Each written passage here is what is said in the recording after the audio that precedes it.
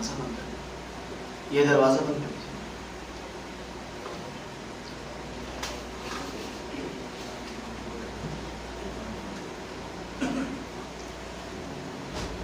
السلام علیکم ورحمۃ اللہ وبرکاتہ۔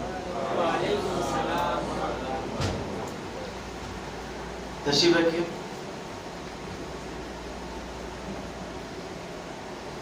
ماشاءاللہ تمام حضرات جو ہیں وہ مدرسے سے منسلک ہیں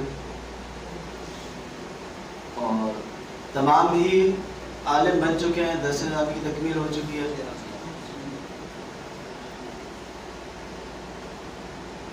ایک بات سمجھ لینا انتہائی ضروری ہے کہ دین کا دفاع علماء ہی کر سکتے ہیں،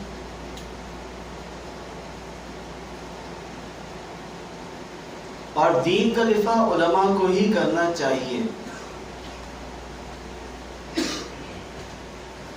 میں عالم نہیں ہوں، ایک عام آدمی ہوں، تھوڑی بہت دنیاوی تعلیم یونیورسٹی کی سطح کی ہے، کچھ وقت علماء کی صحبت میں ضرور گزرا ہے، اور اللہ والوں کی صحبت میں گزرا ہے، ان کے قدموں میں بیٹھنے کی توفیق ملی، اور وہیں سے بہت کچھ سیکھنے کی کوشش کی۔ تو علماء کا اپنا ایک مقام ہے۔ آپ نبوی علوم کے وارث ہیں،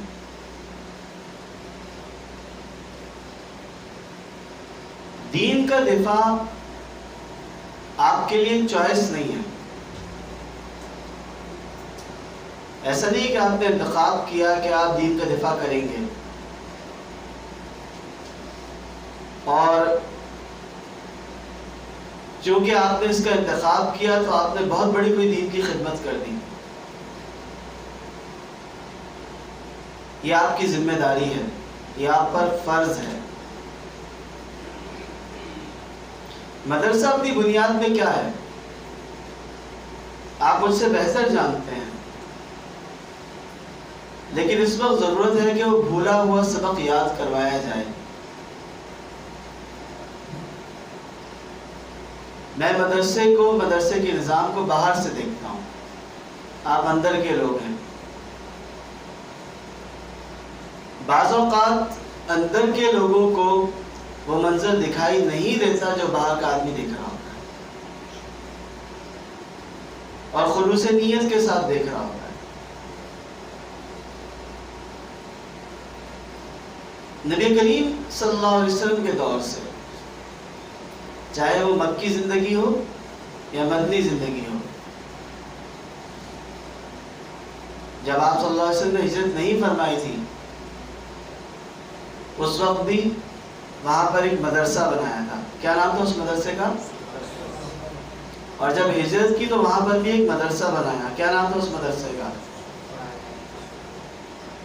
تو اس ابتدائی دور سے مدرسے کا نظام کیسے چلتا تھا؟ جو لوگ مدرسے میں جاتے تھے، جو صحابہ جاتے تھے رضوان اللہ اجمعین، کیا وہ کوئی کاروبار کرتے تھے، بزنس کرتے تھے؟ کیا وہاں پر مدرسے کے ساتھ دکانیں بنی ہوئی تھی جن کا خرچہ آتا تھا؟ عوام کے پیسے سے۔ تو یہ نظام اس طرز پر کیوں ترتیب دیا گیا؟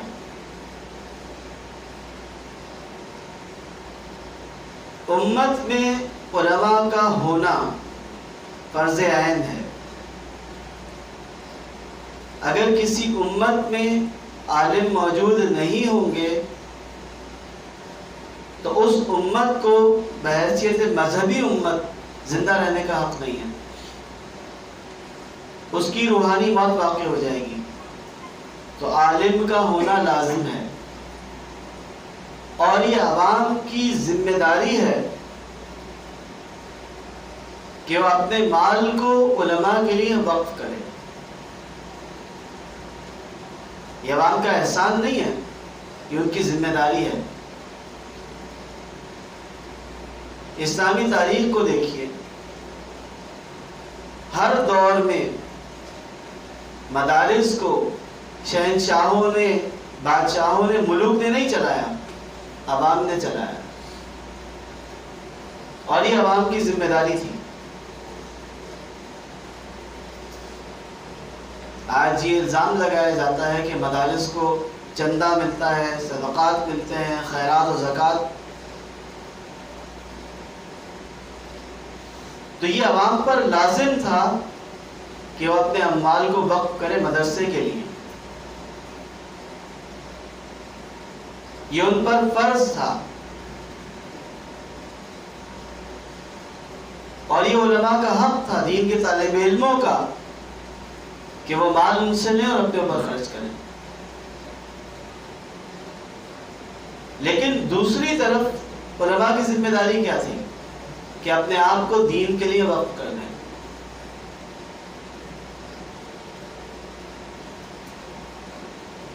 بڑی عجیب بات ہے، پچھلے 10-1 سال سے علماء کی مختلف مجالس میں طالب علموں کے سامنے گفتگو کے لیے حاضری ہوتی ہے، اور مختلف ذرائع سے، سوشل میڈیا کے تھرو یا واٹس ایپ کے تھرو، مختلف گروپس میں نوجوان علماء سے میرا رابطہ رہتا ہے، ایک بڑی تعداد میں۔ اور جب ان سے یہ سوال کیا جاتا ہے کہ آپ نے کیا کرنا ہے، آپ کو کیا بننا ہے، آپ کا مقصد حیات کیا ہے،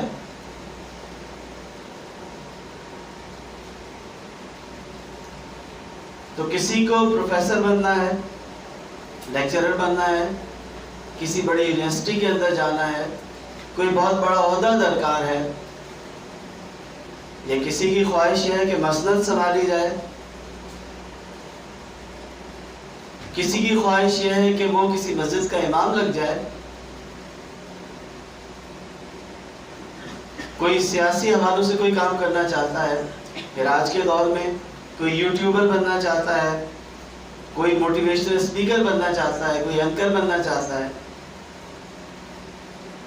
ترجیحات تبدیل ہو گئی۔ مجھے کہیں سے بھی یہ جواب نہیں ملا کہ مجھے محدث بننا ہے، مجھے مفسر بننا ہے، مجھے فقیہ بننا ہے، مجھے متکلم بننا ہے۔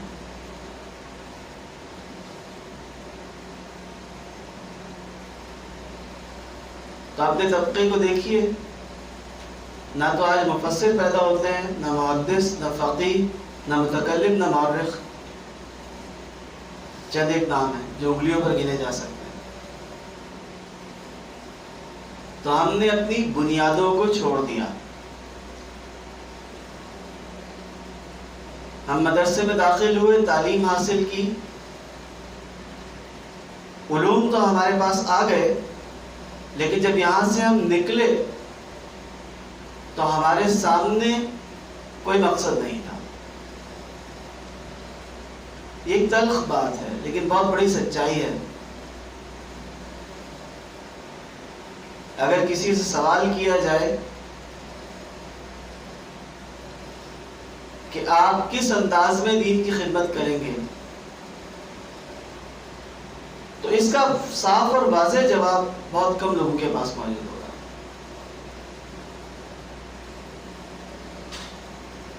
ایک جگہ میں نے سوال کیا، طالب علم بیٹھے ہوئے تھے، میں نے ان سے پوچھا کہ اگر آپ ایک محفل میں ہوں اور اس محفل میں آپ واحد مسلمان ہوں، اکیلے مسلمان، وہاں پر ایک ہندو بھی ہو، ایک سکھ بھی ہو، ایک مسیحی بھی ہو، اور ایک ملحد اور دہریہ بھی ہو، ایک ایسی محفل ہو جہاں پر مختلف افکار و نظریات کے لوگ ہوں، اور آپ ایک اکیلے مسلمان ہوں،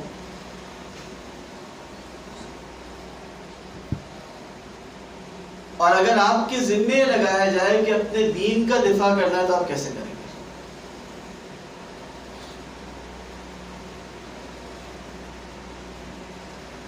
وہاں پر ہر طبقے کا ایک فرد موجود ہو اور آپ کی ذمہ داری یہ ہو کہ دین کا دفاع کریں تو کیسے کریں گے؟ دین کا دفاع تو بہت آگے کی بات ہے. اگر یہ آپ سے سوال ہو کہ اسلام کیا ہے، اس کو بیان کر دو، تو آپ اس محفل میں جہاں پر ہندو بھی ہے، سکھ بھی ہے، مسیحی عالم بھی ہے اور ملحد اور دہریہ بھی ہے، تو اسلام کو کس طرح بیان کریں گے کہ آپ ان سب پر غالب آ جائیں؟ مغلوب ہونا تو بنتا ہی نہیں ہے، آپ کے پاس یہ آپشن ہی نہیں ہے، کیونکہ آپ دین حق کے نمائندہ ہیں. آپ کیسے مغلوب ہو سکتے ہیں؟ آپ پر لازم ہے کہ آپ ان سب پر غالب آ جائیں.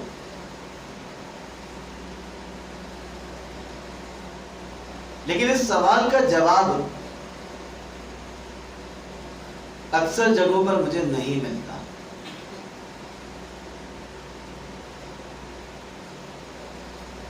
تو بنیادی سطح پر بڑا مقصود سامنے رکھنا،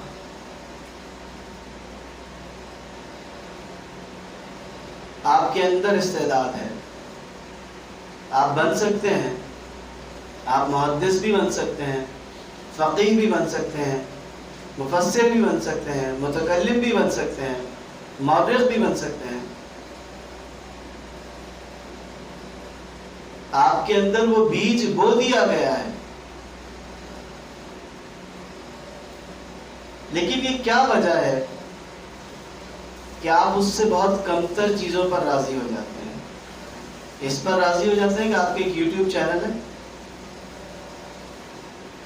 اس پر راضی ہو جاتے ہیں کہ کسی چینل کے کسی مذہبی پروگرام میں آپ آ جائیں، یا اس پر راضی ہو جاتے ہیں کہ آپ کسی اسکول، کالج، یونیورسٹی کے ٹیچر بن جائیں. میں نے آپ سے عرض کی کہ میں باہر کا آدمی ہوں، میں عالم نہیں ہوں. جس زمانے میں میں ایم فل کر رہا تھا اور چونکہ ذوق تھا اسلامی علوم کے حوالے سے، تو اسلامیات میں ایم فل کر رہا تھا، پھر پی ایچ ڈی بھی اسی شعبے میں کیا.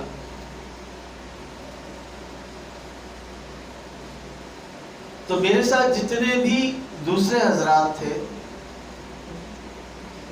وہ تمام علماء تھے، اور اس یونیورسٹی کے ماحول کا ایک تاثر یہ تھا کہ وہ اس سے متاثر ہوتے تھے. کہیں پر کوئی لیکچر ہوتا تھا، کوئی اسپیچ ہوتی تھی، ہم گفتگو کرتے تھے، تو چونکہ انگریزی ادب کا مطالعہ تھا تو میں انگریزی میں بات کرتا تھا، تو اس سے متاثر ہوتے تھے. وہ پوچھتے تھے ہم انگریزی کیسے سیکھ سکتے ہیں؟ اور مجھے ان پر رشک آتا تھا کہ دینی علوم کے بارے سے.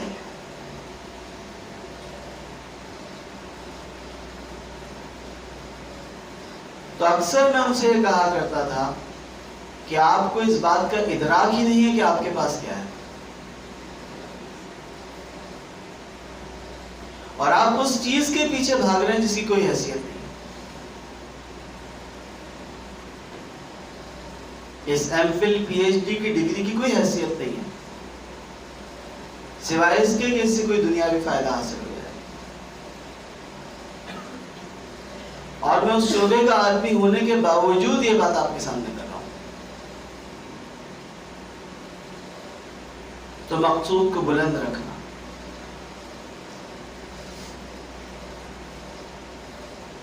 نگاہ کو بلند رکھنا. اس کے بعد آج کے دور میں ایک ہوا چلتی ہے، بلکہ اسے اگر وبا کہا جائے تو غلط نہ ہوگا، کیونکہ انگریزی میں اس کے لیے وائرل کا لفظ استعمال کرتے ہیں. جیسے وائرل فیور ہوتا ہے نا، ایک سے دوسرے کو لگتا ہے، دوسرے سے تیسرے کو لگتا ہے، پورا شہر لپیٹ میں آ جاتا ہے. اسی طرح مختلف چیزوں کے وائرسز چلتے ہیں، ایک سے دوسرے کو لگتا ہے، دوسرے سے تیسرے کو.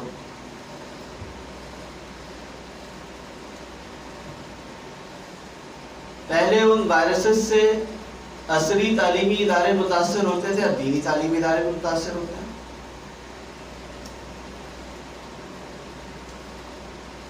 ایک زمانے میں وائرس چلا انگلش لینگویج کورس کا، مدرسے سے نکلنے والا ہر طالب علم اس میں انگلش لینگویج سیکھنی تھی. کسی نے کہیں داخلہ لیا، کسی نے کہیں پیسے جمع کیے. نہ تو سیکھنے والے کو پتا تھا کہ وہ کیا سیکھ رہا ہے، نہ سکھانے والے کو معلوم تھا کہ کیا سکھا رہا ہے. تو اس کا حاصل حصول کیا ہوا؟ صفر. میں مختلف عصری تعلیمی اداروں میں پڑھاتا ہوں. کیمبرج سسٹم میں بھی میں نے پڑھایا.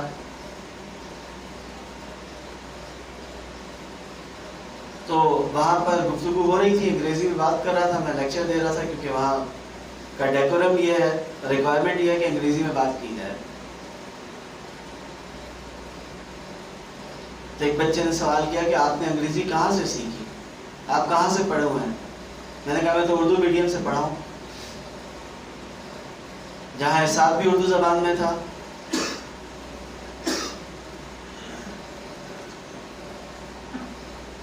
اور نہ تو میں نے انگریزی کا کوئی کورس کیا، نہ کسی کے پاس جا کر سیکھی. تو آپ کو کیسے آ گئی؟ میں نے کہا مطالعہ، ادب کا مطالعہ، اور اس کی استعداد پیدا کرنا. ہمارے عصری تعلیمی نظام میں ایک بچہ ابتدائی جماعت سے، پہلی جماعت سے، اس سے بھی پہلے انگریزی پڑھنا شروع کرتا ہے، اور گریجویشن تک انگریزی پڑھتا ہے، ماسٹرز تک پڑھتا ہے، یا گریجویشن تک لازمی مضمون میں پڑھتا ہے، اور وہ انگریزی میں بات نہیں کر سکتا. نہ تو وہ انگریزی میں لکھ سکتا ہے، نہ بات کر سکتا ہے.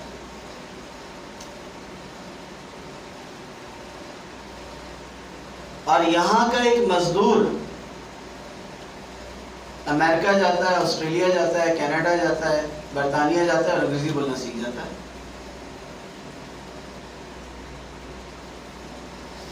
تو اس کی اتنی ہی قیمت ہے اور اتنی ہی حیثیت ہے. تو یہ ہوا چلی، کورسز لانچ ہوئے، پھر ایک اور ہوا چلی کہ صحافی بننا ہے. مدرسے سے منسلک ہر دوسرا طالب علم مجھے صحافی بننا ہے اور کالم نگار بننا ہے. اب وہ صحافت کے کورسز ہونے ہیں، ہوا چل گئی، ہر دوسرا مدرسہ اس میں مبتلا ہو گیا. اب یہ وہ فن ہے جو میدان عمل میں جا کے سیکھا جاتا ہے. جو صحافی بنے انہوں نے ماریں کھائیں، ڈنڈے کھائے، جیلوں میں گئے، میدان عمل میں جا کر محنت کی، رپورٹنگ کی، پھر صحافی بنے.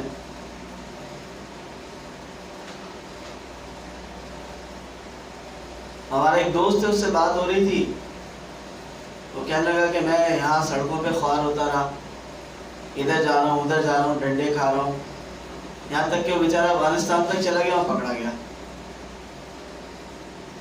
شاید آپ اس کو جانتے ہوں، فیض اللہ خان ہے اس کا نام.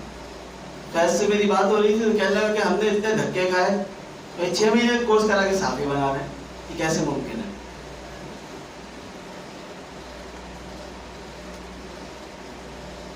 شورش کاشمیری کیسے صحافی بن گئے تھے؟ کورس کر کے بنے تھے. ان کی خوش نوشت ہے، خود نوشت ہے ان کی، پس دیوار زندہ غالباً اس کا نام ہے، تو پڑھیے آپ. اسی طرح لوگوں کو شوق ہوا کہ کالم نگار بنے،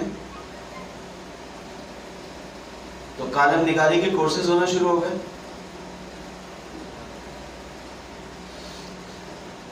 ایسے لوگ بھی وہ کورسز کرانے لگے جن کو خود بھی لکھنا نہیں آتا تھا. ادبی حلقوں میں کالم کو ایک پست ترین چیز سمجھا جاتا ہے. کوئی ادیب خود کو کالم نگار کہلانا پسند نہیں کرتا. سب سے اوپر ہے شعر. شعر میں بھی غزل کی شاعری، اس کے بعد نثر آتی ہے، پھر اس میں مختلف مدارج ہیں، انشائیہ ہے اور مضامین ہیں. تو پھر کالم نگار بندے کو معراج سمجھ لیا گیا. جبکہ کوئی بھی شخص کچھ عرصہ مشق کرے لکھنے کی تو کالم نگار بن سکتا ہے.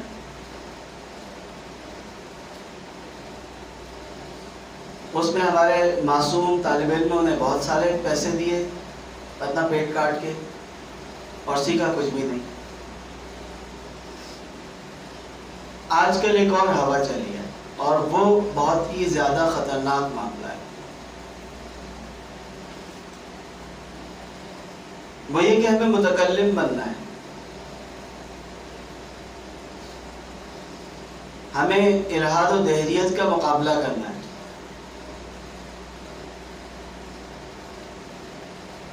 بہت سے لوگوں نے یہ کوشش کی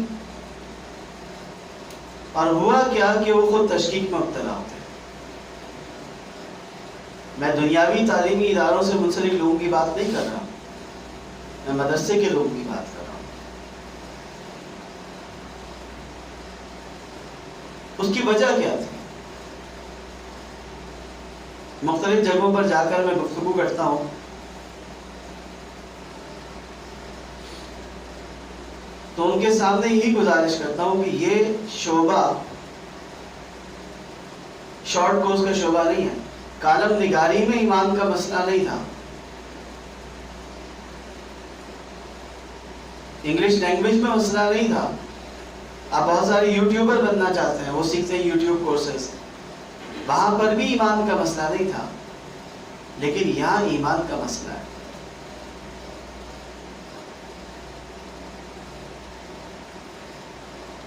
اگر آپ دلائل کی بنیاد کو نہیں سمجھتے اور سمجھے بغیر سیکھے بغیر کسی مکالمے میں پڑ جاتے ہیں تو آپ کے ایمان کا مسئلہ ہے.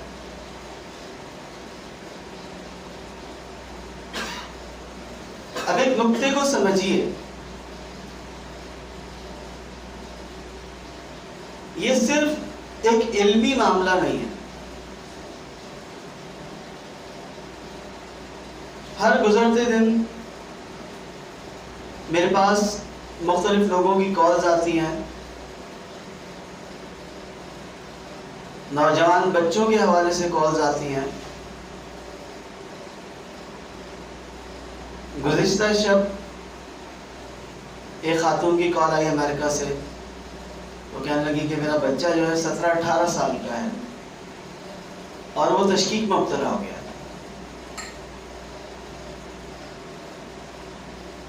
تو اب میں کیا کروں؟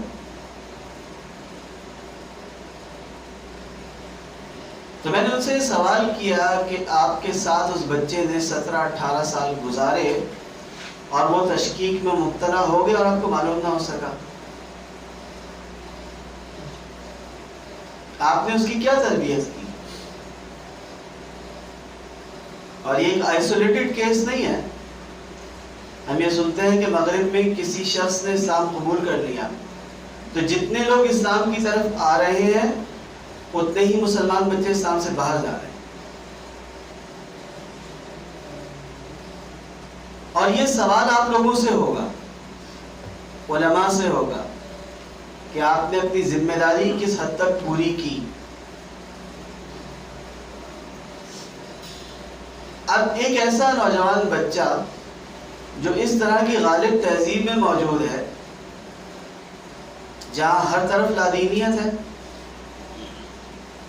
اور وہ جوانی کے ابتدائی دور میں ہی تشکیک میں پڑ گیا، تو اب اس کو وہاں سے کیسے نکالا جائے؟ اس کو موٹی موٹی کتابیں پڑھنے کے لیے دی جائیں گی.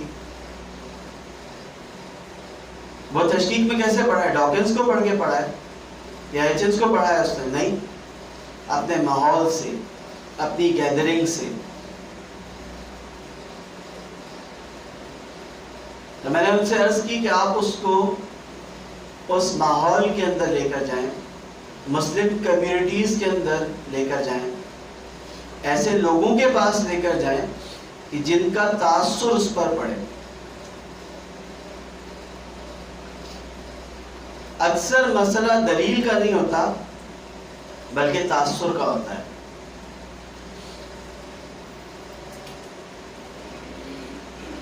تو سمجھنے کی بات یہ ہے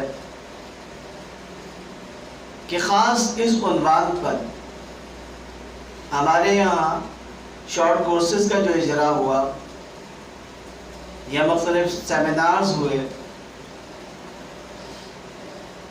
میں اس کو کہتا ہوں کہ یہ ایک ہومیوپیتھک ذریعہ علاج ہے. ممکن ہے کہ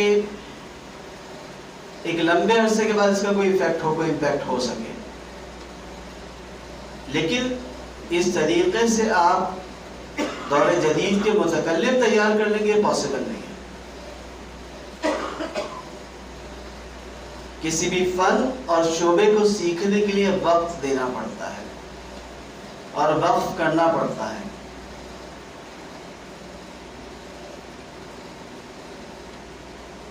ہر شعبے کے لیے ٹائم دینا پڑتا ہے. اور تاریخ انسانی میں شاید یہ وہ واحد دور ہے کہ جب ایک بہت بڑے پیمانے پر خدا کے وجود کا انکار کیا جا رہا ہے. پوری تاریخ انسانی میں اس سے پہلے ایسا کبھی نہیں ہوا. ہمیں فلسفے کے مختلف مکاتب فکر تو ملتے ہیں. سوفستا کا بھی دور گزرا ہے جو اس دور کے متشکک تھے،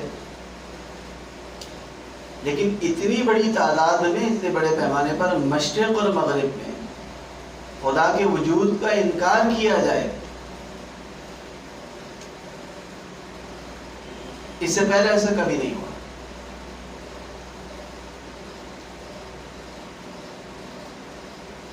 اب بحیثیت مسلمان میں نے آپ سے عرض کی کہ آپ کی ذمہ داری کیا ہے، اور بحیثیت عالم آپ کی رسپانسبلٹی کیا ہے.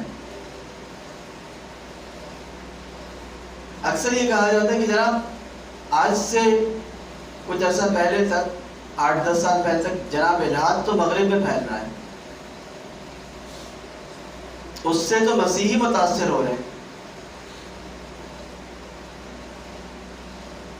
ہمیں اس حوالے سے کچھ کرنے کی ضرورت نہیں ہے. تو کیا ایک مسلمان عالم کی یہ شان ہے کہ کہیں پر خدا کا انکار ہو رہا ہو اور اپنے گھر میں بیٹھ کے کہے کہ ہمیں تو ضرورت ہی نہیں ہے؟ اگر آپ کی کلامی روایت اتنی مضبوط ہے، اعتقادی روایت اتنی مضبوط ہے، اور آپ کو اس بات کا یقین ہے کہ آپ کا دین حق ہے، تو پھر آپ اقدام کیوں نہیں کرتے؟ لیکن وہ ہوگا کیسے؟ شارٹ کورسز سے نہیں ہوگا. دین کے شعبہ جات کے لیے خود کو وقف کرنا، مقصد کی درستی. میں نے آپ سے پہلے بھی عرض کی کہ میں نے اکثر لوگوں سے سوال کیا کہ آپ کو کیا بننا ہے مدارس کے نوجوان علماء سے، تو کہیں سے جواب نہیں آیا کہ محدث بننا ہے، فقیہ بننا ہے، کیونکہ وقف کرنا پڑتا ہے. محدثین نے کیا کیا تھا؟ خود کو لگا دیا اس فن کے لیے. پھر ان کے گرد محدثین کی ایک جماعت جمع ہو گئی، اور 24 گھنٹے کا ان کا وظیفہ ہی یہ تھا کہ حدیث کی حفاظت. تو قرن اول میں جو حدیث جمع ہوئی اور محفوظ ہوئی، ایسے تو نہیں ہو گئی نا، پوری زندگیاں لگا دی. اور وہ حالات سازگار بھی نہیں تھے. بعض اوقات تو بڑی شدید ملوکیت تھی. محدثین اور فقہاء کو کوڑے پڑے، زہر دیا گیا، جیلوں میں ڈالا گیا. پھر فقہاء نے وقف کیا اپنے آپ کو، پوری زندگی لگا دی. اگر وہ لوگ بنیادی رولز آف اسلامک جیورسپروڈنس پر کام نہ کرتے تو آج آپ کہاں کھڑے ہوتے؟ اسی طرح تاریخ کے علماء نے اس پر کام کیا. اگر وہ بنیادی کام نہ ہوتا تو آج آپ اندھے ہوتے تاریخ کے حوالے سے. اور اگر تاریخ نکال دی جائے تو آپ کے پاس کیا بچتا ہے؟ اسی طرح تفسیر پر کام ہوا.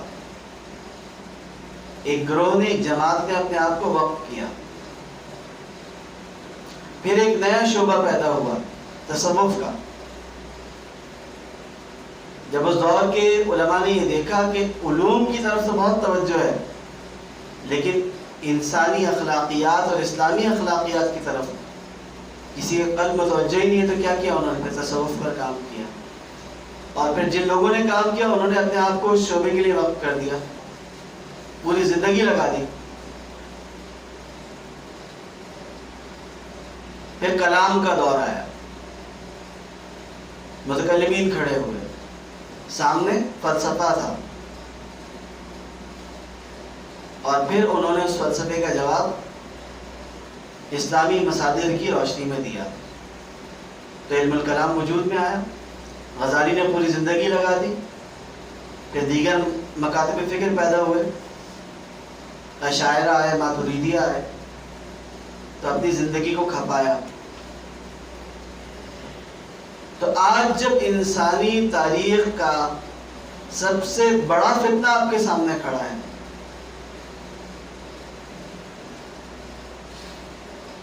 تو آپ نے کیسے سوچ لیا کہ 2 دن کے سیمینار سے 4 دن کی شارٹ کورس سے آپ اس کا مقابلہ کر لیں گے؟ یہ ممکن نہیں ہے. میں نے آپ سے ابتدا میں یہ عرض کی تھی کہ نبی کریم صلی اللہ علیہ وسلم نے ایک مبارک طریقہ جاری کیا، عوام کی ذمہ داری لگائی کہ علماء کا خرچہ اٹھائیں، اپنے اموال کو وقف کریں علماء کے لیے، ان کی خدمت کے لیے. اور علماء کی یہ ذمہ داری لگائی کہ اپنے آپ کو دین کی محنت کے لیے وقف کریں. یہ جو پبلک کا پیسہ ہم پر لگتا ہے، ہم اس کے جواب دیں. ایک سرکاری ملازم ہے، اس کا جو کانٹریکٹ ہے اس میں لکھا ہوتا ہے کہ جب بھی آپ کو سرکار طلب کرے گی آپ آئیں گے، آپ باؤنڈ ہیں، آپ نے عہد اٹھایا ہے. ایک سرکاری ملازم 24 گھنٹے کا ملازم ہوتا ہے. یہ الگ بات ہے کہ اس نظام میں وہ یہ کرتا نہیں ہے. ایک ڈاکٹر جب ڈاکٹر بنتا ہے تو وہ رسپانسبلٹی اٹھاتا ہے، عہد ہوتا ہے کہ جب بھی انسانیت کی ضرورت ہوگی وہ آئے گا.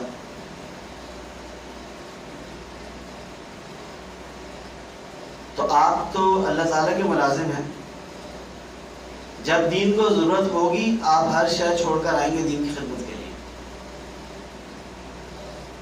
لیکن یہ جذبہ موجود نہیں ہے. اتنا بڑا مرتبہ اور مقام جو آپ کو ملا ہے انبیاء کی وراثت کا، اس کی اتنی ہی بڑی ذمہ داری ہے. جتنی بڑی پاور ہے اتنی بڑی رسپانسبلٹی ہے. تو اس کو سیکھنا، اور یہ ضروری نہیں ہے کہ ہر شخص متکلم بن جائے، ہر شخص رد الہات کا ماہر بن جائے، یہ ضروری نہیں. ہر شخص محدث بن جائے، مفسر بن جائے، فقیہ بن جائے، یہ ضروری نہیں ہے.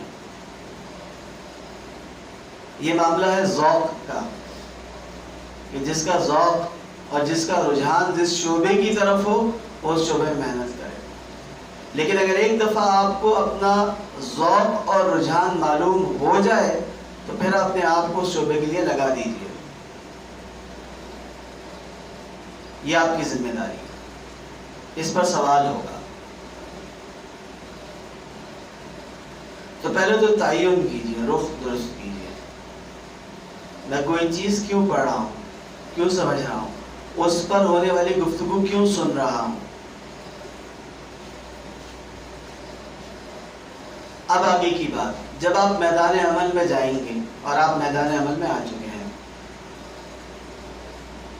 آپ کسی مسجد کے امام بن جائیں گے، کسی مدرسے میں جا کر بیٹھیں گے،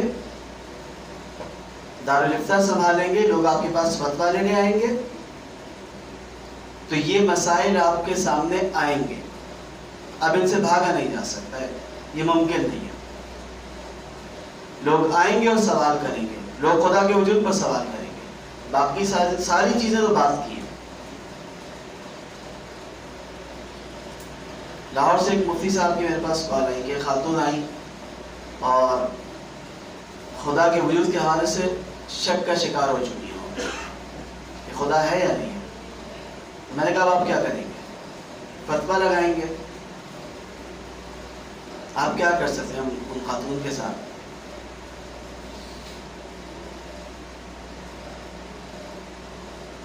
آپ کے پاس کیا جواب ہوگا؟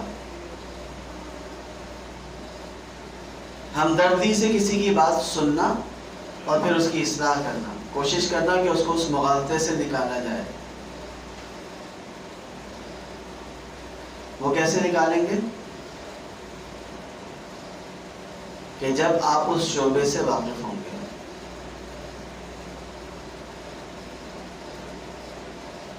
واقفیت کیسے حاصل کی جائے؟ عام طور پر ایک بہت بڑی غلطی وہ یہ کہ کتب حوالے کر دی جاتی ہیں. جناب ملحد کی یہ کتاب پڑھ لیجیے، یا الحاد کے خلاف لکھی گئی یہ کتاب پڑھ لیجیے. ہر کتاب اپنے ساتھ بہت سارے سوالات لے کر آتی ہے. ہر سوال کا ایک جواب ہوتا ہے، اور اس جواب کے نتیجے میں ایک نیا سوال پیدا ہوتا ہے.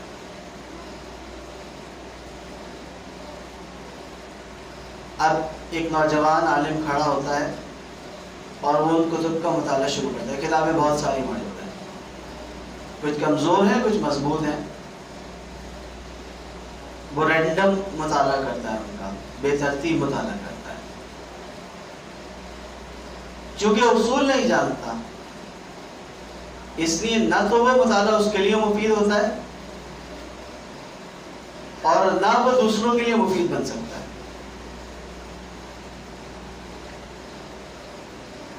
رینڈم اسٹڈی کی رولز معلوم نہیں ہے تو آگے گفتگو کیسے ہوگی؟ میں آپ کو ایک مثال دیتا ہوں.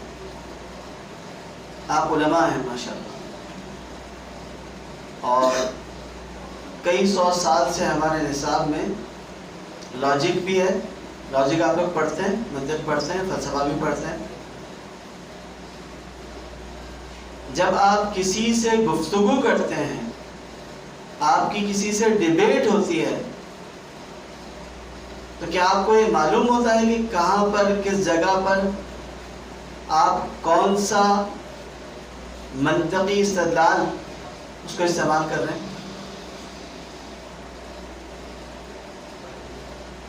علوم کا پڑھ لینا اور علوم کا استعمال ایک شعبے کے اندر. آپ نے فلسفہ پڑھا ہے، فلسفہ ہمارا علم ہے.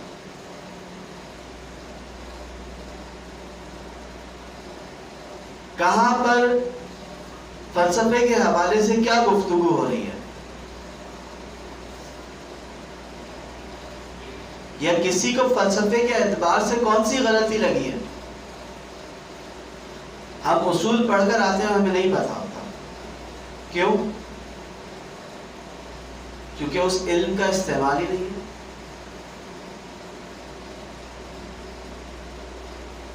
علم الکلام ہمارا علم تھا، اور علم الکلام کی گفتگو چند اعتقادی مسائل کے حوالے سے نہیں تھی، بلکہ ایک بہت وسیع موضوع تھا. اللہ تعالیٰ کی ذات کے حوالے سے جتنے بھی دلائل دیے جا سکتے ہیں وہ علم الکلام کے اندر موجود ہیں.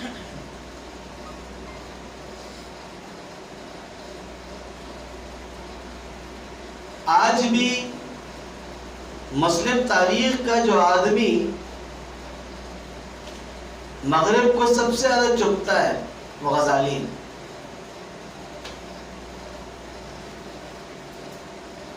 اگر آپ مغربی اکادمیہ کو دیکھیے تو ایک دن میں اس حوالے سے مواد جمع کر رہا تھا تو مغرب میں جتنا کام غزالی کی تردید میں ہوا ہے کسی دوسرے آدمی کی تردید میں نہیں ہوا. بہت بڑا مسئلہ ہے غزالی سے ہونے. مسلم تاریخ میں ابن تیمیہ رحمۃ اللہ علیہ کو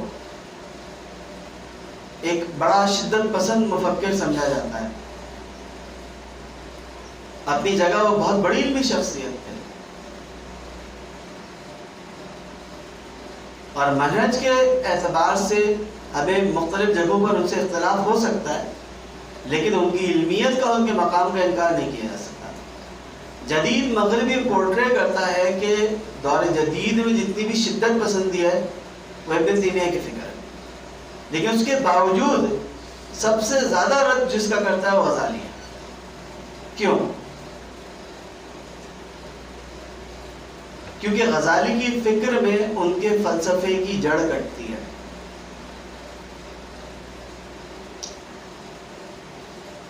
دور جدید میں نے آپ کے سامنے عرض کی کہ تاریخ انسانی میں ایسا کبھی نہیں ہوا کہ انسانیت نے ایک بڑی تعداد میں خدا کے وجود کا انکار کیا. یہ فینومینا ایک انوکھا فینومینا ہے. اس سے پہلے ایسا نہیں ہوا. فطرت کے اعتبار سے انسان خدا سے جڑا ہوا تھا کسی نہ کسی درجے میں.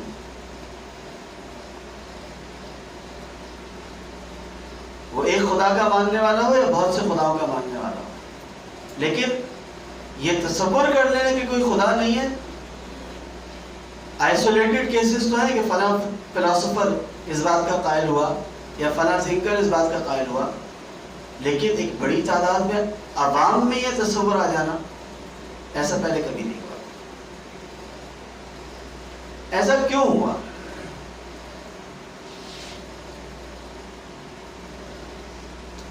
ایک اور بات یہاں پر علوم کے حوالے سے اور تاریخ کے حوالے سے حافظ محمد شارف صاحب کا بہت بڑا کام ہے. یہ اس فن کے باہر ہیں. میرا مختصر سا مطالعہ جو ہے علوم کے اعتبار سے اگر آپ یہ طے کریں کہ انسانی علوم میں سب سے بڑا علم کون سا ہے, عقلی علوم میں سب سے اونچا علم کون سا ہے, تو آج شاید لوگ یہ کہیں کہ سائنس.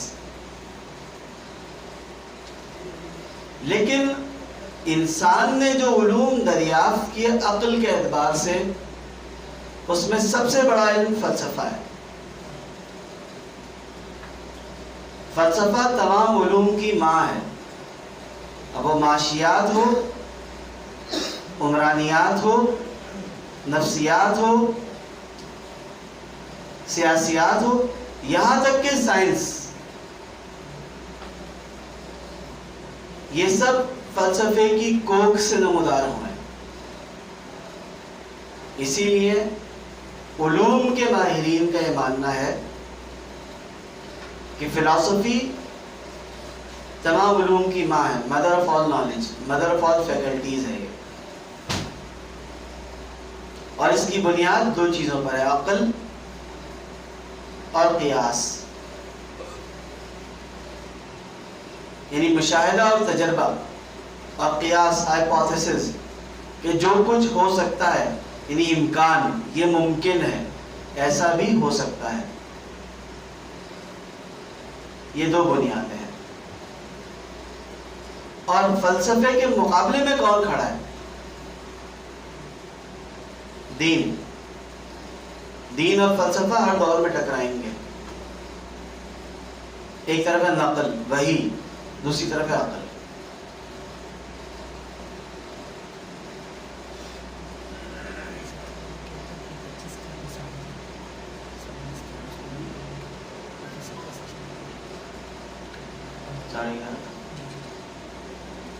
تو انشاءاللہ آگے پھر اس پر بات ہوگی.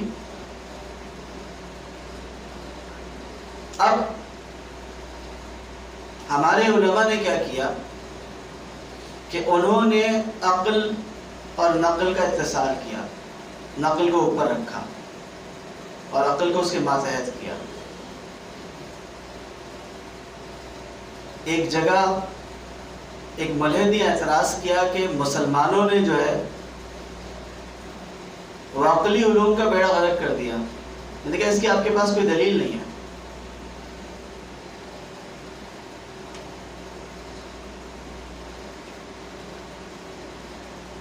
آپ علماء ہیں، اگر حدیث کے حوالے سے دیکھیے تو ہم نے جو اصول متعین کیے کہ اس حدیث کو کیسے پرکھا جائے،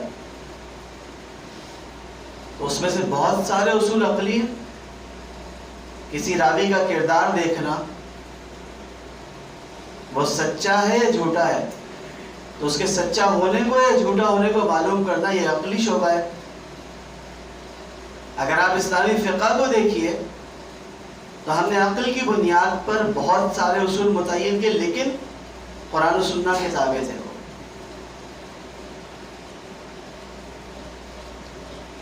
ہم نے نقل کو فائق کیا، وحی کو اوپر کیا اور عقل کو اس کے تابع کر دیا. دوسری طرف فلسفی ہے. میں نے آپ سے عرض کی کہ اس میں دو چیزیں ہیں، ایک تجربہ اور مشاہدہ، اور دوسرا ہائپوتھیسس، قیاس، امکان، یہ ہو سکتا ہے. جب فلسفے نے مابعد طبیعتی امور میں دخل دینے کی کوشش کی تو خرابی پیدا ہوئی. اس نے کہا کہ ہم طے کریں گے خدا ہے کہ نہیں ہے، اگر خدا ہے تو کیا ہے، خدا کیسا ہے، اس کی ذات کیسی ہے.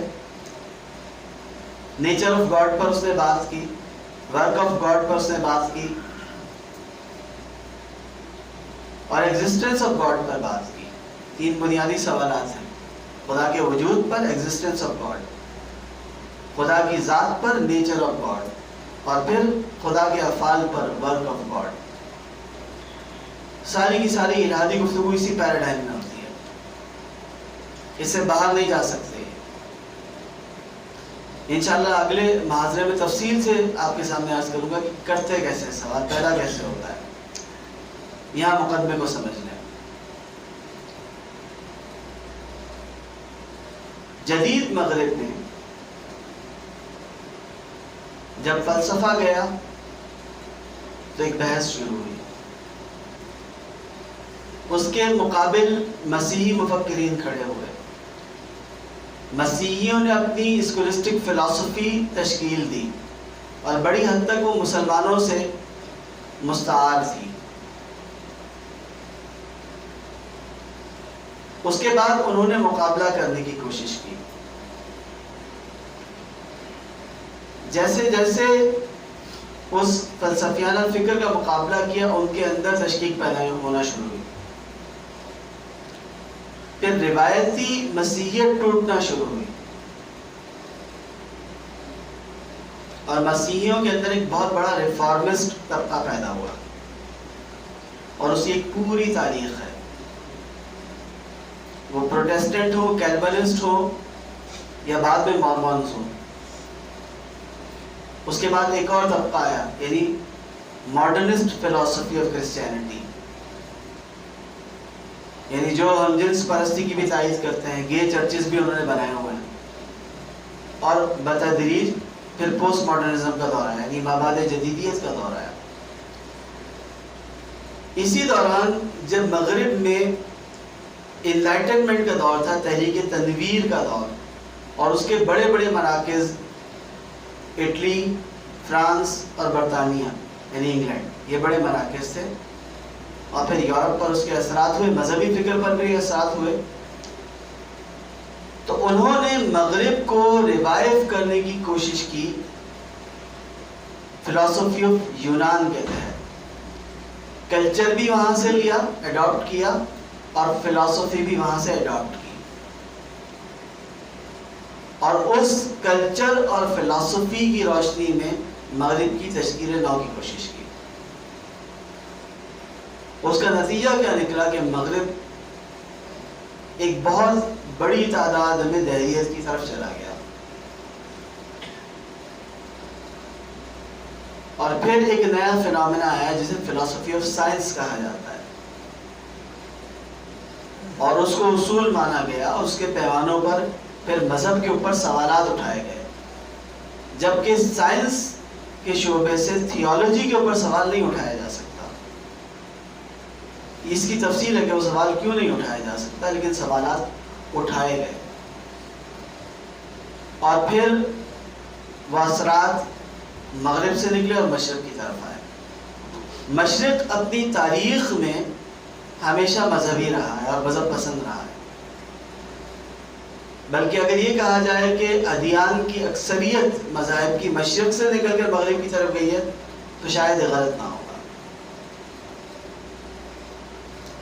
جب وہ اثرات مشرق کی طرف آئے تو انہوں نے مشرق کو متاثر کرنا شروع کیا. تو اب آپ کا مقابلہ کس سے ہے؟ آپ کی گفتگو کس سے ہے؟ بنیادی سطح پر مذہبی اعتقادات کی لڑائی کس سے ہے؟ وہ فلسفی سے ہے. آپ کی گفتگو فلسفی سے ہے. اور پھر دور جدید میں وہ فلسفے جو سائنس پرست ہیں، یعنی سائنٹزم وغیرہ، پھر ان سے آپ کی گفتگو ہوتی ہے. اور بنیادی ترین سوالات جو ہیں ان کے مخصوص دائرے ہیں جن پر محنت کرنے کی ضرورت ہے. وہ کون سے دائرے ہیں؟ وہ آپ کے سامنے رکھ کے انشاءاللہ پھر گفتگو کو یہاں پر ختم کرتا ہوں. اگر آپ کی کسی ملحد سے گفتگو ہوتی ہے، یا تو وہ اسلامی مصادر پر سوال اٹھائے گا، قرآن و سنہ پر، آپ کی تاریخ پر، آپ کے علوم پر، یا پھر وہ آپ کی شخصیات پر سوال اٹھائے گا. ان دونوں شعبوں کے دلائل اس نے مستشرقین سے مستعار لی ہیں. جو مسیحی مستشرقین تھے، یہودی مستشرقین تھے، ان دو سے مستعار لی ہیں. اس حوالے سے ان کے پاس اپنی کوئی دلیل موجود نہیں ہے. مسلم شخصیات کے حوالے سے سوالات کرے گا، پھر شخصیات سے ہی منسلک اخلاقیات کے حوالے سے سوال کرے گا، اور بتائے گا کہ ہمارے آفاقی اخلاقی پیمانے یہ ہیں، اور ان کے مطابق آپ کی شخصیات کا یہ عمل اخلاقی پیمانوں پر پورا نہیں اترتا. اس کے بعد وہ آئے گا اعتقادات کی طرف، معبادت طبیعت کی طرف. وہ فرشتوں پر سوال اٹھائے گا، جنت اور جہنم پر سوال اٹھائے گا، روح پر سوال اٹھائے گا. اور اس کے بعد پھر وہ آ جائے گا خدا کے وجود پر. تو خدا کے وجود پر براہ راست سوال اٹھانے سے پہلے وہ خدا کے افعال پر سوال اٹھائے گا کہ یہاں پر زلزلہ کیوں آیا؟ کیا خدا ظالم ہے؟ یہ طوفان کیوں آ گیا؟ یہ بیماری کیوں آ گئی؟ خدا کے افعال پر سوال اٹھائے گا. اور اس کے بعد آخر میں وہ آ جائے گا خدا کی ذات پر، پھر خدا کے وجود پر کہ خدا ہے یا نہیں. یہ ان کا طریقہ کار ہے. ان تمام دائروں سے باہر الحاد نہیں جا سکتا، اس کی لیمیٹیشنز ہیں. سوالات انہی دائروں کے اندر ہوں گے، ان سے باہر نکلنا اس کے لیے ممکن نہیں ہے. تو ہر دائرے کے حوالے سے، اور بات کو یہاں پر ختم کرتا ہوں، اگر وہ خدا کے وجود پر سوال اٹھاتا ہے تو ہوتا یہ ہے کہ ہمارے یہاں ہم فوراً دفاعی پوزیشن پر چلے جاتے ہیں کہ ہم نے خدا کے وجود کا دفاع کرنا ہے.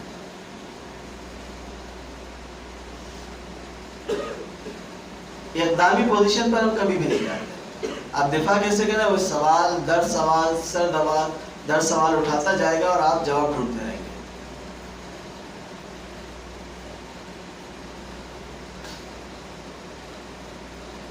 میں نے ایک تجربہ کیا، ایک ملحد سے گفتگو ہو رہی تھی، تو ایک فورم تھا، وہاں پر بات ہو رہی تھی، تو اس نے خدا کے وجود کے حوالے سے سوال کیا، تصور خدا کے حوالے سے. تو میں نے اس سے پوچھا کہ اس سوال کا جواب تو میں آپ کو دے دوں گا، لیکن آپ یہ بتائیے کہ آپ کا تصور خدا کیا ہے. تو وہ کہنے لگا کہ میں تو دہریہ ہوں، تو خدا کو مانتا ہی نہیں ہوں. میں نے کہا آپ کس خدا کو رد کر رہے ہیں؟ آپ خدا کے وجود کو، اس عقیدے کو اور تصور کو رد کر رہے ہیں، تو وہ کیا ہے جس کو آپ رد کر رہے ہیں؟ اب مجھے یہ سمجھائیے کہ جس چیز کو آپ رد کر رہے ہیں اس کے بارے میں جانتے تو ہوں گے نا. میں اس کو رد کر رہا ہوں، تو وہ کیا ہے؟ خدا کیا ہے؟ تو بڑی عجیب بات ہے، کوئی بیان کرنے سے قاصر رہا کہ خدا کیا ہے. میں نے کہا کہ آپ اس چیز کا رد کریں جس کے بارے میں آپ کو جانتے ہی، تو رد کیسے کر سکتے ہیں آپ؟ اصولی پوزیشن تو آپ کے پاس کوئی ہے ہی نہیں. اچھا، پھر کچھ لوگوں نے اس کا جواب دیا، تو میں نے ان سے عرض کی کہ جس خدا کا آپ رد کر رہے ہیں تو اس خدا کو مانتے ہی نہیں.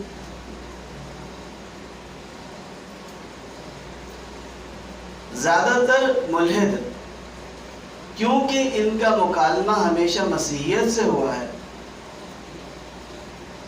تو یہ سمجھتے ہیں کہ شاید مسیحی تصور خدا ہی حقیقی تصور خدا ہے. اور بڑی مزے کی بات یہ ہے کہ یہ تصور خدا کو ایک خاص تجسیمی تناظر میں دیکھتے ہیں، جیسے کہ ایک فرد ہے اور ایک جگہ بیٹھا ہوا ہے اور سب چیزوں کو کنٹرول کر رہا ہے.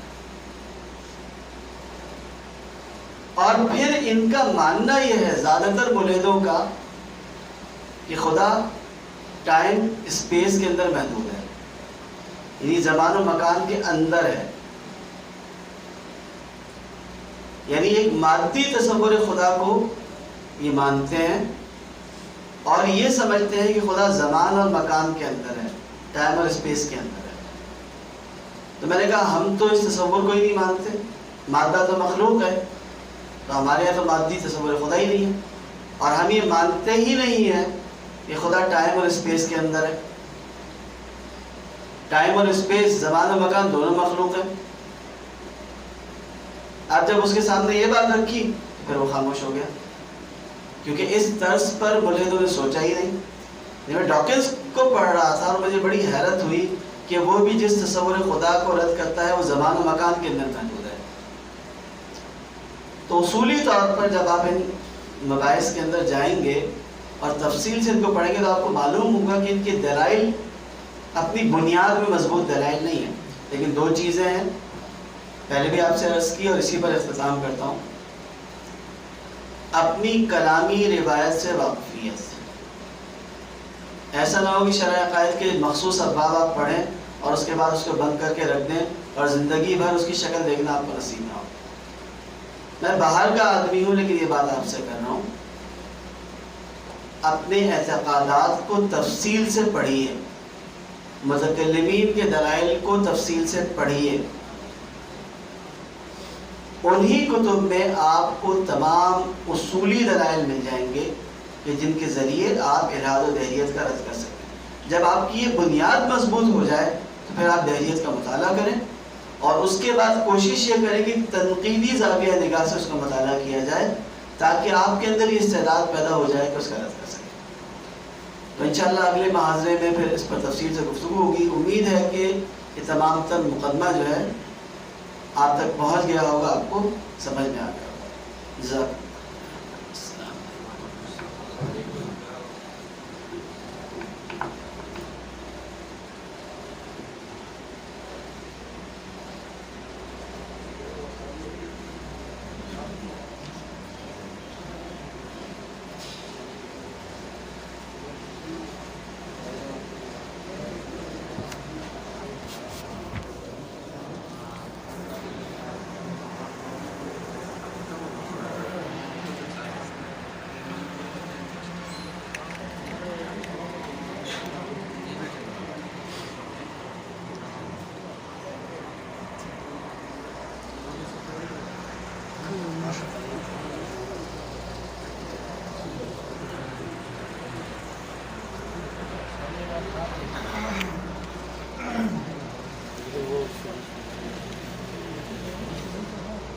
Iya.